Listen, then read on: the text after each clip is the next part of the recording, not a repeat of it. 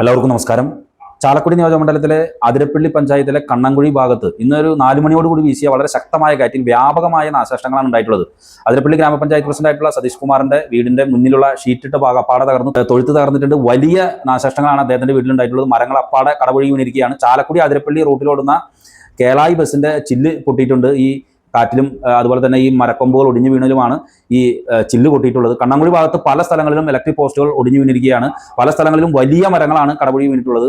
പല വീടുകളിൽ നിന്നും മെയിൻ റോഡിലേക്ക് ഇറങ്ങാൻ പറ്റാത്ത സ്ഥിതിയിൽ ഈ വലിയ മരങ്ങൾ വീണ് ഒടിഞ്ഞു കിടക്കുന്നത് കൊണ്ട് റോഡ് ബ്ലോക്കായി കിടക്കാണ്. ആ ഭാഗത്ത് അപ്പാടെ തന്നെ പല സ്ഥലങ്ങളിലും ഈ മരങ്ങൾ വീണ് വലിയ ഗതാഗത തടസ്സമാണ് വന്നിട്ടുള്ളത്. ഫയർഫോഴ്സും അതുപോലെ തന്നെ വനം വകുപ്പും പോലീസും ചേർന്ന് നാട്ടുകാരുടെയൊക്കെ സഹായത്താൽ അവിടെ ഇപ്പോൾ ഈ ഇലക്ട്രിക് പോസ്റ്റുകൾ ഒടിഞ്ഞതും അതുപോലെ തന്നെ ഈ റോഡിന് കുറുകെ കിടക്കുന്ന മരങ്ങളും ഒക്കെ മാറ്റാനായിട്ടുള്ള തയ്യാറെടുപ്പിലാണ് ചെയ്തുകൊണ്ടിരിക്കുന്നത്. ഏകദേശം 4 മണി 4:30 കൂടിയിട്ടാണ് ഈ കാറ്റ് വീശിയത്. വലിയ കാറ്റ് തന്നെയായിരുന്നു, ചുഴലി പോലത്തെ വലിയ ഒരു കാറ്റായിരുന്നു ഉണ്ടായിരുന്നത്. വ്യാപക നാശനഷ്ടങ്ങളാണ് അതിരപ്പള്ളി പഞ്ചായത്തിന്റെ പല പ്രദേശങ്ങളിലും, പ്രത്യേകിച്ച് കണ്ണങ്കുഴി ഭാഗത്താണ് ഏറ്റവും വലിയ നഷ്ടങ്ങൾ ഉണ്ടായിട്ടുള്ളത്.